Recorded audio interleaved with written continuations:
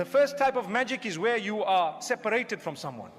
Another type of magic is where you are brought close to someone, so close. You know, when people go, they cannot marry. Like I started off by saying, you cannot marry this person because they are married. So they go to some of these witch doctors and they say, this is what I want. They say, okay, you do this, you do that. And some of them pretend to be so pious. I don't take money. I just don't take money. I don't take money. But they use the jinn to enter into your bloodstream. Inna ash-shaytana yajri min ibni Adama majra ad-dam. Some people don't have a problem when they visit a witch doctor. The witch doctor inflicts them with a problem. Be careful. Did you hear that? Some people don't have a problem when they visit these people. They are inflicted with a problem.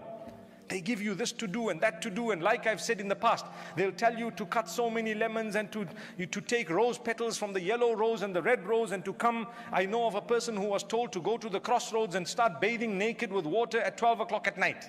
And they were considering doing that. Whew. Allahu Akbar. That's how desperate we become. So they will go to this witch doctor and say, I want to marry this woman. He says, so what's wrong? Well, she's married. Allahu Akbar. So he says, no problem. I will separate them. And I will make sure that she loves you. And she gets to you. And so on.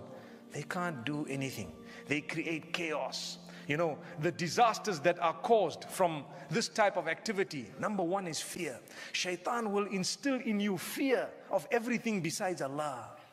Number two, doubt. You start doubting your spouse. You doubt this person. Anything that happens, you are in doubt because your iman is weak. That's why. Your iman becomes so weak that you start doubting your family members, your cousins, your relatives, your uncles, your aunts, your in-laws, your greater family. People are jealous of me. Nobody's jealous of you. Nobody's jealous, to be honest with you. A lot of the times, people might, yes, look at you and say, mashallah, you've got and so on. But they haven't gone as far as you think they have. And if they have, then it's so dirty. But there is a way of curing.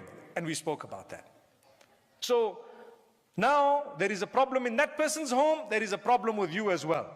And that person ends up with a divorce. Husband and wife were getting along, suddenly they don't. And suddenly this person starts inclining towards you. How did you achieve that? What did you try to do? Why did you want to do it? Why do you want to tamper with all this? Where do they get their information from? How do they do all this? It's from the jinn. It's from the devil.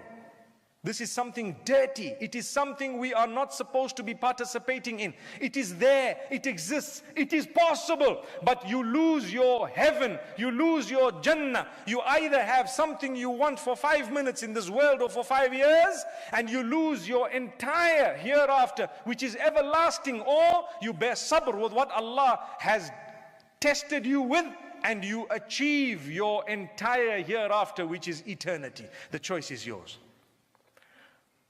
My brothers and sisters, whatever we've said this morning has been extremely important, very important. But this is only the tip of the iceberg. It is a major sin to participate in witchcraft. It is a major sin to go to those who tell fortune, even if it means by your hands or, horoscope or anything else. It is a major sin. You are not allowed to participate and you're not allowed to believe. Don't even read it. It's not true. People say, no, I believe it is true. It's not true. Allah, make dua to Him. It weakens your iman. It weakens it and makes it flat. And then you read salah, you achieve nothing by it. Why? Because your heart is not connected to Allah. It's connected to everything besides Allah. You're just paying lip service. Like I've said in the past, people come for Jum'ah salah because they don't want to be seen not being there. Or they don't want to not be seen at the masjid. May Allah subhanahu wa ta'ala grant us forgiveness.